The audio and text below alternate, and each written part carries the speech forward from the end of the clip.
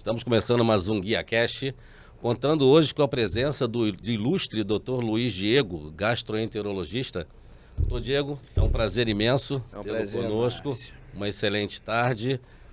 E, doutor Diego, me conta um pouco sobre sua trajetória, como você decidiu, né, por essa especialidade.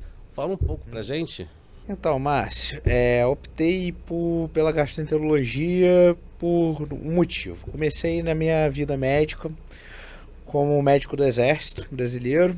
Servi no Hospital Geral do Exército e no 11º Batalhão de Polícia do Exército. Aí, quando fui para o hospital, me envolvi muito com a clínica médica da unidade. E por conta disso, ganhei bastante experiência nessa área, fui encaminhado em breve para centro de treinamento de terapia intensiva e fiquei atuando em UTI por praticamente uns 4 a 5 anos. Nesse momento da minha vida, o ambiente da UTI é um ambiente muito pesado. E por ser esse ambiente bastante pesado, você tem contato com diversas especialidades médicas, gastroenterologia, cardiologia, cirurgia geral, ortopedia, diversas. E eu comecei a ficar... Eu me formei um pouco desorientado em qual especialidade exerceria minha profissão. Porém, lá dentro desse ambiente, tendo muito contato com os cirurgiões, começando a ver como que era a dinâmica, e eu tendo esse lado clínico bastante aflorado, acabei tentando unir o útil ao agradável, né? Caminhei para gastroenterologia mais por essa razão. Eu até brinco muitas das vezes com alguns colegas que eu falo que o gastroenterologista, na verdade, é um cirurgião clínico frustrado, né? Porque, na verdade, a gente é uma especialidade meia clínica e meia cirúrgica.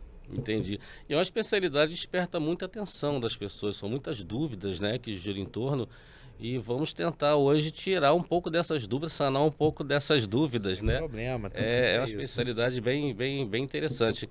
Doutor, fala pra gente, quando é a hora, né, de um paciente consultar um gastroenterologista, quais são os sinais de alerta, né, que indicam essa necessidade?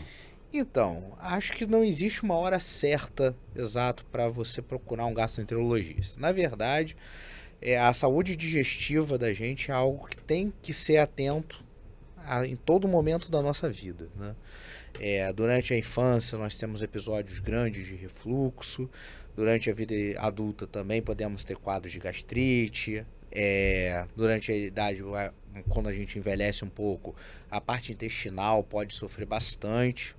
Então a gente tem que se atentar aos sinais que o nosso corpo nos fornece, né? Perfeito. Por exemplo, quadro de gastrite, você está nervoso, você pode ir mais vezes ao banheiro, você pode sentir uma dor epigástrica. E varia de pessoa para pessoa como é o comportamento. Existem estudos mais recentes que demonstram que o sistema digestivo é muito relacionado ao nosso sistema nervoso central, tendo uma interlocução, eles são interligados. Então, manifestações do sistema nervoso central chegam a manifestar no sistema digestório. Olha que Então, interessante. algo que a gente pode notar. Acho que todo mundo já escutou alguns ditados populares. Olha, me tranquei de medo. Sim, com certeza. O que é isso? É uma resposta catecolaminética do nosso sistema nervoso central falando, opa, vamos parar de fazer. Por quê? É um momento de estresse. O sangue vai parar de circular no aparelho digestivo, então diminui a peristalse. Vai para os outros órgãos e dá aquele momento de estresse, aquela situação. Perfeito. Interessantíssimo, hein? Cara, que legal. E assim, existe algum histórico médico ou condição familiar que pode aumentar a necessidade de se consultar um gastroenterologista? Sim. Todo indivíduo a partir de 45 anos de idade, pela Sociedade Brasileira de Gastroenterologia, já está indicado a procurar um gastroenterologista, por questões de pesquisa de problemas de câncer de colo retal.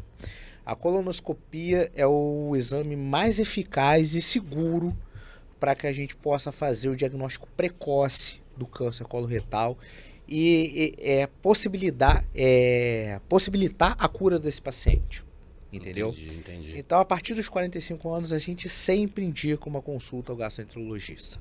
Ainda não me encaixo nessa exigência não, né? Falta um pouquinho ainda. Não, e qualquer histórico de câncer no aparelho digestivo ou qualquer anomalia, fezes líquidas ou fezes muito constipadas, vômitos, presença de sangue ou hematêmese ou você vomitar sangue, melena, fezes escuras. Então isso tudo é muito importante para a gente ficar atento e procurar um gastroenterologista. Na verdade, são vários sinais, né, que a gente tem que ficar atento. Olha que interessante, viu? Ah, legal. E assim, quais são as principais causas de dor no estômago que você encontra na sua prática e como essas condições são diagnosticadas? Sendo bem sincero com você, na minha prática clínica, eu sou endoscopista também, né? Então faço bastante endoscopia e consigo avaliar bastante bem de perto o estômago da nossa população aí. E pelo incrível que pareça, o que mais causa problemas no estômago é o uso desenfreado de medicação, se chama gastrite medicamentosa, que são pessoas que acabam utilizando remédios de forma inapropriada. Ah, tem uma dor de barriga, ou tem uma dor de cabeça, ou tem dor na coluna, começa a tomar bastante dessas medicações, que são os anti-inflamatórios não esteroidais, que eles inibem a COX-2, que é uma enzima que produz um muco do estômago, que protege do ácido clorídrico, que é produzido no nosso estômago, um ácido que tem um alto poder de degradação, né? Alto poder corrosivo. Então, por conta dessa questão, muitas pessoas apresentam esse problema por uso indiscriminado de medicação. Outra causa muito comum é o que a gente chama de dispepsia funcional. Essa dispepsia funcional é nada mais, nada menos do que uma dispepsia causada por estresse. Caramba. O estresse, pessoas muito nervosas, muito ansiosas. O mal do século XXI, sendo bem sincero com você. Além da alimentação também, né? A alimentação, por exemplo, alimentação rica em refrigerantes, fast food. Isso arrebenta com o nosso estômago, infelizmente. É automedicação, né, doutor? Que não tem jeito. Por mais que a gente fale, por mais que a gente pregue, não adianta, né? As pessoas... Eu sou muito contra a automedicação. Eu acho que as pessoas sempre têm que procurar alguma ajuda. Óbvio que não é sempre que a gente tem disponível um profissional, alguém qualificado, porém é importante a gente, se aquele sintoma persistir bastante, tomei um remedinho e não melhorou, opa, isso é um sinal de alarme do seu corpo. É melhor procurar saber. Profissional, né? Exatamente. Tá certo, isso daí. E assim, a gente... você pode explicar um pouco como condições de gastrite, úlcera gástrica, refluxo, né, gastroesofágico, não vou nem gravar essa palavra, diferem em termos de sintomas e tratamentos? Então, são doenças muito similares, com mesmos sinais e sintomas bem parecidos, né? Obviamente, um refluxo pode aparecer com outros sinais, por exemplo, como uma eructação. O que é eructação? É arrotos constantes, o que a gente chama de pirose, que é uma dor retroesternal, que é uma dor em queimação, que a gente chama de azia, né? Que é uma região torácica. Isso já difere de uma epigastralgia, que é mais embaixo, que é na região abdominal. Então, a úlcera, ela pode também ela causa muita dor, uma dor lancinante, mas muitas das vezes o paciente nem apresenta sinais e sintomas. Pode ser assintomático. Pode ser assintomático. Já tive diversas vezes que eu entrei fazendo uma endoscopia, olhei, poxa, falei com o paciente, olha, não tá muito bonito o teu exame não. E o paciente olhar assim, doutor, não sinto nada. E você olha, poxa... Mas vamos dar uma olhada. Existe até uma diferença, até o próprio consenso de tratamento da gastrite, ele é um consenso um pouco ambíguo. Quando tratar, quando não tratar. Sim. Geralmente a gente indica tratamento não só quando a gente só observa ali no exame, porém também quando o paciente relata sintomas. Se o paciente é sintomático, a gente fica meio receoso. Pô, vou dar remédio para esse paciente à toa? Não é assim também, É né? complicado. Mas eis a importância, né, de averiguar com antecedência, fazer a consulta preventiva, né? Sim, eu acredito que a gente deva fazer em períodos da vida Sim. essa consulta preventiva, né? Por exemplo, Após os 45, após os né? 45 é mandatório, mas até antes mesmo, eu acredito que vale a pena.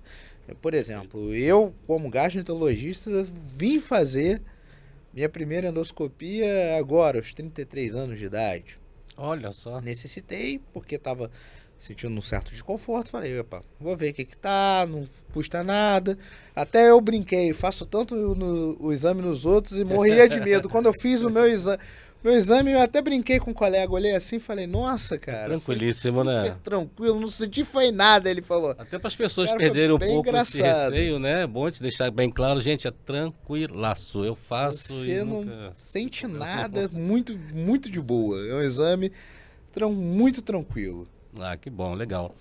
E assim, doutor, o que causa azia frequentemente e quais as consequências de não tratar essa azia a longo prazo? Então, nós vivemos num país que o nosso saneamento básico não é uma maravilha, né? Sim. Primeiramente. E nós somos uma região epidemiologicamente com altos índices de infecção por H. pylori. O H. pylori é uma bactériazinha que a gente adquire na alimentação ou no processo mesmo de uma higiene mal feita nas mãos ou do próprio alimento, a gente se alimentando na rua, comendo alimentos crus, essas coisas. A gente vem adquirir a H. pylori, que é essa bactéria. Essa bactéria ela tem um alto poder em causar uma gastrite, porque ela aumenta a secreção de ácido clorídrico no nosso estômago. E quando isso ocorre, ela vai causando danos ali na região do estômago, também pode vir na região do duodeno, parte inicial que a gente chama de bulbo, ou vir a causar um refluxo também, né? Por conta dessa hipercloridria. E por conta disso, se não for tratada, ela tem um alto poder carcinogênico, né? Então ela pode vir até a desencadear um câncer se a pessoa não vir a tratar. Então existe a importância desse tratamento. Existem diversos guidelines, né, com relação à indicação do tratamento ao H. pylori. E qualquer coisa que a gente venha fazer no estômago, por exemplo, hoje a gente está vivendo um boom das cirurgias bariátricas. Sim, sim. Então, se a gente não fizer outro grande mal, que é a obesidade, a gente trata a obesidade com gastroenterologista também, se vocês não sabiam. Olha que legal. A gente pode tratar fazendo diversos procedimentos, inclusive. E por conta disso, qualquer cirurgia no aparelho digestivo, a gente orienta a fazer uma pesquisa, uma avaliação, se tem um H. pylori ali, a gente poder combater, que isso são os consensos. A endoscopia é o método mais acessível hoje em dia no nosso país para a gente conseguir fazer esse diagnóstico bem feito, né? Porque a gente consegue fazer a biópsia do material e, além disso, a observação direta da mucosa, observar o órgão de perto, né? É bem importante, realmente. Assim, como que a dieta pode influenciar na inflamação gástrica em pacientes com gastrite? E existem alimentos que podem ajudar a aliviar os sintomas? Sim, existem. Os alimentos de hoje em dia, né, como que eu brinco, eu falo isso muito no meu consultório com meus pacientes. Eu prefiro você tomando até às vezes uma taça de vinho do que tomando um refrigerante. Quer ver uma coisa engraçada? Os refrigerantes são alimentos extremamente ácidos. Eles causam um quadro de... Eles são ricos em gás carbônico, que diminuem o pH, já com ácido clorídrico do nosso próprio estômago, que tem um pH mais baixo. Então aumenta o poder corrosivo, levando a uma piora da gastrite. Alimentos ricos como frutas cítricas, por exemplo, também podem vir a desencadear problemas de gastrite. Alimentos ricos em gordura, por isso o mal do fast food, por exemplo, Sim, sim. entende? A questão que você chegar, vou comer aquele podrão lá no trailer ali. Aquilo ali, meu amigo, número um, a higiene, a gente ali já entra Já é duvidosa, né? no fator duvidoso. Aí você vai lá, aquela chapa quente ali com bacon, presunto, ovo, Eita. aquela mistureba toda Bomba ali, calórica. batata frita ali no aquele óleo que a gente nem sabe quanto tempo tá ali. E o refrigerante pra fechar, E né? aquela Coca-Cola ou aquele refrigerante É complicado. pra poder zerar. Aquilo ali, meu caro, é uma bomba relógio pra gente. Eita. Bom, a galera que gosta aí, ó, vão pensar duas vezes. Verdade. E assim, a gente está num boom, né, de tratamentos feitos à base de cannabis medicinal. Como é que ela vem sendo aplicada na sua especialidade? Então, na minha especialidade, houve um estudo que saiu recentemente, acho que uns 2 a 4 anos atrás, que demonstrava que a ação da cannabis em algumas doenças no aparelho digestivo. Uma delas é uma das doenças que a gente tem se deparado com bastante constância no consultório, que é a síndrome do intestino irritável. Não sei se você já ouviu falar nisso. Já ouvi Que é o falar. paciente que sempre tem que ter dor. É um critério. São os critérios de Roma. Dor, ou dificuldade de evacuar, ou diarreia constante, sem uma causa definida. Nesse estudo que eu tenho aí, ele foi avaliado dentro da parte da gastroenterologia que a causa exata a gente não tem a fisiopatologia da doença ainda bem definida e descrita na literatura médica. Sim. Por conta disso, algumas pesquisas vieram sendo feitas, não só como na síndrome do intestino irritável, fibromialgia também, que não tem nada a ver com a minha especialidade, porém veio a desencadear um estudo que foi observado, foi retirado o líquor desses pacientes no decorrer de um tempo, e foi observado que esses pacientes possuíam poucos endocannabinoides. Caramba. E isso daí a gente começou a avaliar que uma das causas poderiam ser uma deficiência na produção de canabinoides endógenos dessas pessoas. Então, passamos a utilizar cannabis medicinal, produtos ricos em canabidiol, tetraído canabidiol, para poder suprir essa deficiência que o organismo não tem. Que legal, cara. Levando à melhora clínica desses pacientes. Sim. Na sintomatologia da dor, na melhora do trânsito intestinal e também outras doenças, como as síndromes inflamatórias, né? Que são a doença de Crohn e a retrocolite ulcerativa. Essas patologias também têm sido apresentados estudos que têm evoluído com melhora clínica ao você introduzir a cannabis medicinal no tratamento do paciente. Quantos benefícios, né? Não, bastante. Caramba, que E, legal. por exemplo, na gastrite, como eu falei, a gastrite automedicamentosa, medicamentosa, Sim, na verdade. sim. A gastrite medicamentosa a gente consegue também combatê-la através do uso até da cannabis medicinal. Qual é o grande motivo da grande maioria usar medicamentos? Das pessoas usarem medicamentos? Ardência, né? Na verdade, não. É a dor. Por que você usa remédio? Porque você está com Dói. dor. Exatamente. Quando você está com dor, meu amigo, você chega no balcão de qualquer farmácia, o que eles vão te oferecer? Analgésico. Analgésico, dipirona, ibuprofeno, nada contra, Exatamente. esses remédios são maravilhosos, sendo usados na medida proporcional e no momento certo. Porém, quando eles não são utilizados dessa maneira, são, por Prejudicam exemplo, algo, né? paciente que apresenta uma dor de coluna intensa, que não responde a diclofenaco, a dipirona, a ibuprofeno, o cara vai tomando. São todos os medicamentos anti-inflamatórios não esteroidais. Esses anti-inflamatórios leva a aumento de gastrite. Nesse aumento da gastrite, você está, por um lado, causando mal, porque você está causando uma gastrite medicamentosa nesse paciente. Você E a cannabis santo para cobrir o outro. Exatamente, a cannabis medicinal, Aham. no quadro da dor, pô, ela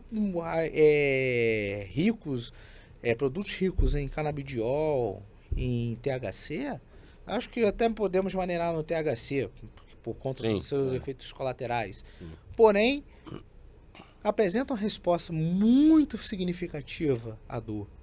E a gente consegue apresentar boas respostas clínicas, Sem efeitos colaterais. evitando tamanhos. o problema do uso indiscriminado de anti-inflamatórios não Sim, esteroidais. sim. E os esteroidais têm todos os problemas, levando a quadros de Cushing, diabetes mellitus É e muita até hipertensão. Né? É. E assim, quais foram as mudanças recentes na legislação brasileira que permitiram o uso medicinal da cannabis? Então, no Brasil, nós temos duas RDCs. Né? Ou seja, são dois consensos, na verdade, a qual a pessoa pode adquirir o medicamento. Uma é a RDC 327 e a outra 660. A 327 já permite a colocação da cannabis nas farmácias ao nosso entorno. A RDC 660, ela permite que a pessoa, diante de uma receita médica, possa importar o medicamento sem interferência nenhuma da Anvisa. Entendeu? A gente já possui nas nossas farmácias diversos medicamentos, diversas bandeiras, diversos laboratórios, já com cannabis medicinal. Tá bem evoluído, né? Já. E temos a 660, que são produtos mais fortes em alguns canabinoides, né, como o THC, por exemplo, que o governo ainda não permite o estoque em território nacional. Então existe a necessidade de procurar um profissional para que possa trazê-la via importação. Importado, entendi. Sim, você pode explicar um pouco como que os canabinoides, né, o CBD, THC, atuam no corpo humano através do sistema endocannabinoide? Posso, claro. Então, nós temos um sistema de... Não é um sistema de receptores, como que eu posso informar para você. Temos os receptores CB1 e CB2. O CB1 mais rico dentro do sistema nervoso central. E o CB2 rico no aparelho digestivo, no sistema imunológico. E o sistema endocannabinoide, ele é um sistema que ele é responsável por regular o organismo. Entendeu? Entendi. Ele diz para um órgão epa, tá nervoso demais, segura a onda aí. Para de mandar esse neurotransmissor porque tá exagerado. Olha que interessante. Ele faz ele é um sistema de receptores em todo o nosso corpo que tem a função de regular a quantidade de neurotransmissores enviados pelos neurônios. É meio complicado sair falando assim, mas por exemplo, você tem aqui um neurônio pré-sináptico e aqui um pós-sináptico. Quando você tem esses dois neurônios, esse aqui começa, vamos dizer que aqui está queimando. Sim. Aí ele está liberando o neurotransmissor para esse, falando que esse aqui está com dor pra caramba. Tá queimando, tá com dor pra caramba. Você tirou a mão do fogo. Mas às vezes esse aqui, por conta de algum motivo, continua mandando neurotransmissor falando que tá queimando, tá queimando, tá queimando. Tá doendo, tá doendo, tá doendo. Então, na verdade, o sistema endocannabinoide, ele vai perceber. Opa, parou. E ele continua mandando. Esse aqui tá mandando. Entendi. Aí chega, amigo, para aí. Aí ele, por quê? Parou de ter o seu estímulo aí, cara. Então para de mandar aqui, Legal, segura legal. a onda. Aí ele, então beleza. Aí então ele segura a onda. Ó, Então assim, é um sistema autorregulatório. Porém, temos pacientes, ou pessoas, né? Pessoas que não produzem a quantidade de endocannabinoides necessários. Entendi. Entendeu? Então, por conta disso, algumas doenças ou alguns sinais e sintomas podem vir desencadear. por exemplo, a gente utiliza muito cannabis medicinal no estresse, certo? Sim, sim. Quando a gente está muito estressado, diversos problemas de saúde a gente está sentindo. A gente está com dor no estômago, Acomete muitas áreas, né? refluxo, a gente não dorme direito. Começa a dar um monte de coisa errada. Uma coisa vai puxando outra, vai né? puxando a outra. E muitas das vezes, talvez a gente esteja com momentos de deficiência de produção interna. Por fatores psicológicos, por fatores orgânicos mesmo. Hormonais. Hormonais, sim. E por conta disso, a gente acaba tendo a necessidade, às vezes, de consumir um canabinoide exógeno. Levando, então, assim, a uma melhora clínica, uma autorregulação. Por exemplo, a gente vive hoje a onda dos benzodiazepínicos. Pô, quem não conhece um Rivotril, Nossa. um Zolpidem para dormir? Vários. Vários. E aí a gente pode abrir mão dessa medicação por conta, adquirindo o uso de tomar. Eu, por exemplo, passei a utilizar cannabis medicinal para controle. Tive minha vida aí um pouco desorientada na parte do sono com os famosos plantões, né? Isso. Que a gente acaba dando ao longo do tempo. Meu relógio biológico ficou maluco, meu amigo. Como o relógio ficou maluco, Tem que ter uma coisa aí pra dar uma regulada, né? aquilo ali me ajudou a regular. Antes estava tomando, agora tá na hora de dormir. Deitava na cama 2 horas, 3 horas da manhã tava lá, ligadão. Eita. Aí agora, tomo as minhas gotinhas ali, durmo tranquilo, sem problema, acordo bem disposto no dia seguinte. Vale muito a pena. Que legal, que legal. Você já falou algumas, mas você destacaria outras vantagens do tratamento com cannabis medicinal em comparação aos medicamentos tarja preta, como opioides, benzodiazepínicos? Sim, claro. A vantagem é que não vou dizer que os produtos à base de cannabis não possuem efeitos colaterais. Infelizmente possuem. Até porque se a pessoa tiver uma sensibilidade maior, porque a prescrição dessas medicações, elas têm que ser feitas com bastante critério, com bastante rigor.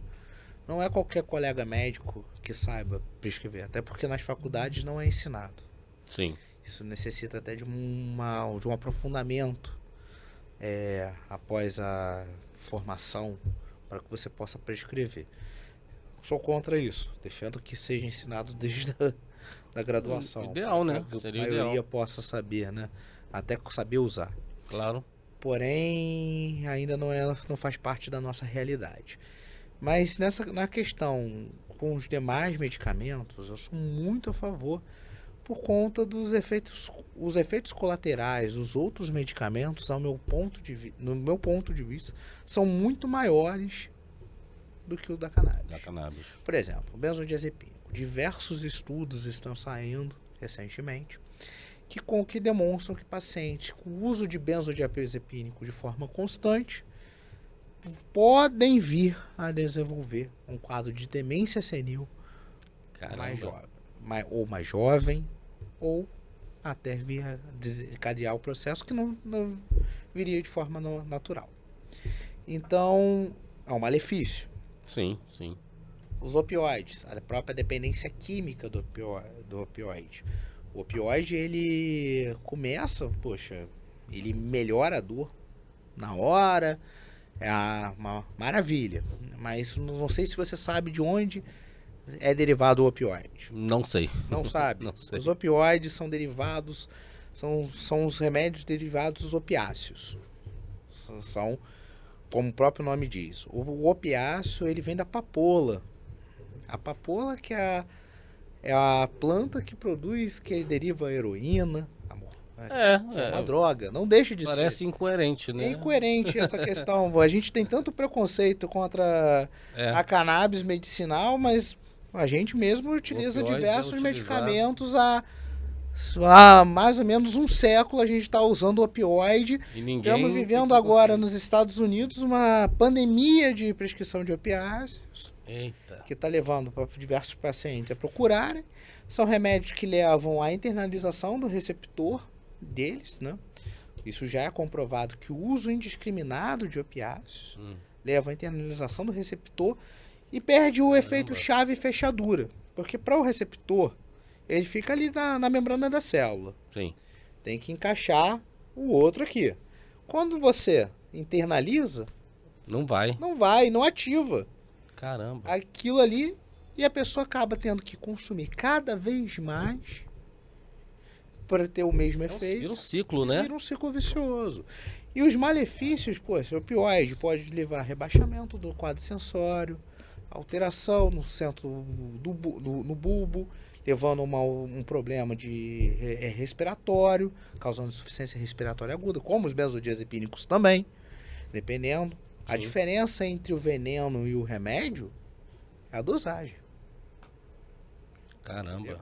Se você, por exemplo, usar um remédio de forma demasiada, infelizmente você pode vir a ter problemas dos seus efeitos colaterais. O que era para fazer bem vai fazer Vai um fazer mal, mal. às vezes irreparável, Exatamente. né? Exatamente. Caramba. E assim, doutor, como que é desenvolvido o protocolo de tratamento do cannabis medicinal para cada paciente? Então, o protocolo é muito baseado na consulta com o seu paciente, né? A gente precisa ter algumas informações da vida desse paciente. O protocolo é muito individualizado para cada um. Você não vai tomar o mesmo medicamento que eu. Entendeu? É Porque como se fosse personalizado. porque Olha que cada legal. uma pessoa tem uma sensibilidade diferente, um peso diferente e situações orgânicas ou situações de dia a dia que pode. Eu não posso prescrever uma quantidade, por exemplo, para você, se uma pessoa trabalha levantando um equipamento que custa milhões de dólares. Vamos botar um exemplo. Sim. Tá lá um operador de uma máquina multimilionária, tá ali, o cara tá ali, comandando. Não vou passar um remédio pro cara que tá talvez vivendo um problema de ansiedade em casa. Uma posologia que pela manhã ele vai ter alguma coisa que possa vir a ter uma alteração do efeito do seu nível de consciência, do seu grau de atenção, porque ele precisa estar atento. 100% Ele não pode pisar na bola. Entendi. Se ele causar um prejuízo, o prejuízo é de milhões. A gente não pode fazer isso. A gente tem que orientar sempre o nosso paciente, saber da vida dele, o que a gente pode fazer para poder prescrever de forma coerente para ele. Perfeito. Agora, o senhor poderia compartilhar alguns casos de sucesso de pacientes que utilizam a cannabis medicinal como parte do tratamento? Eu tenho alguns pacientes que felizmente conseguiram melhorar sua qualidade de vida de forma significativa. Que bom. Um deles é uma paciente de Brasília que eu tenho. Ela sofria de problemas de gastrite, ela era muito ansiosa, ela possuía um quadro de ansiedade acima do normal, até brinco com ela bastante. Eu falo, eita, tá ligada no 220, tá na hora de dar uma coisa que eu aprendi. Eu falo isso com alguns colegas, às vezes tá um momento da gente desligar a chavezinha, dá uma reduzida e ligar aí, o cheque isso. pra poder deixar a pessoa pelo menos ficar mais tranquila. Isso aí. E ela tinha muitos problemas dispépticos por conta disso. Nisso daí eu optei por conversando com ela. Falei, olha, vamos começar uma medicação que a gente já tem, um quadro já, você vai fazer um desmame. Aí eu fui desmamando, na época ela tomava 25 gotas de Rivotril. Eita! Ela tomava Caramba. 25 gotas de Rivotril. Hoje em Me dia, espantei. ela hoje só toma 5 gotinhas no momento de estresse. Só nos momentos de estresse. Né? Que já a pessoa já tem um pavio um pouquinho mais curto. Então, Entendi. acaba tendo essa necessidade. Sim, sim. Tem essa história e tem uma história de Aí foi uma doença chamada doença de Crohn. Que é uma doença que leva a ulcerações no intestino. Caramba. E essas ulcerações podem causar sangramento, diarreia, uma inconveniência, né? Pacientes já usando, na época, mensalazina. Autoimune essa doença É Crohn? autoimune. É uma doença autoimune. É onde o receptor ANCA. Acho que você vai ter um aumento você vai ter um aumento de... É o seu próprio corpo, na verdade, atacando. Uhum. Tem aumento do VHS, a gente consegue ver calprotectina fecal aumentada, então... E o cannabis para essa E a gente consegue porque a cannabis tem ação no receptor, como eu falei no início, CB2. Sim. Quando a gente atua no CB2, a gente regula o CB2, ele está muito ligado ao nosso sistema imunológico. Então a gente consegue ter diminuição, essa ação anti-inflamatória no paciente. E esse paciente que já estava em uso na época de imunobiológico, mesalazina, conseguiu ter uma resposta significativa. Que bacana. Foi muito legal. Que legal, que legal. Fiquei bastante satisfeito na época quando fiz o tratamento dele. Bom, a gente está chegando ao fim, né? Mas para a gente fechar aí com chave de ouro, eu queria que o senhor falasse um pouco para a gente das suas expectativas para o futuro, né, do uso medicinal da cannabis no Brasil. Então, acho que tem um futuro bastante promissor. Porque além de ser um remédio, né, que tem eficácia, que ao decorrer dos últimos anos a gente tem conseguido demonstrar evidências científicas que corroboram a prescrição da cannabis medicinal, eu também observo que é um mercado em franca expansão. Eu acho que o nosso país, economicamente, deve aproveitar a ascensão disso para a produção, fortalecimento de laboratórios nacionais a produzir remédios com eficácia, qualidade comprovada, para que a gente possa usufruir disso de maneira geral, para que Sim. todas as pessoas tenham acesso, que não seja um medicamento caro, porque infelizmente ainda é muito caro. É muito caro. Porém, a gente pode vir a ter um barateamento com a legalização. Sim. Eu falo, como eu falei, eu sou muito contra o uso recreativo, eu sou um pouco contra. Porém, o uso medicamentoso Se faz necessário, né, faz doutor? necessário. A gente pode pensar como a gente pode administrar isso de forma segura, eficaz. Acho que os nossos políticos têm que avaliar o custo-benefício, porque para os cofres públicos, hoje em dia, a gente tem as judicializações permitindo que muitos pacientes tenham acesso, Sim, sim. acaba se tornando muito oneroso para o Estado.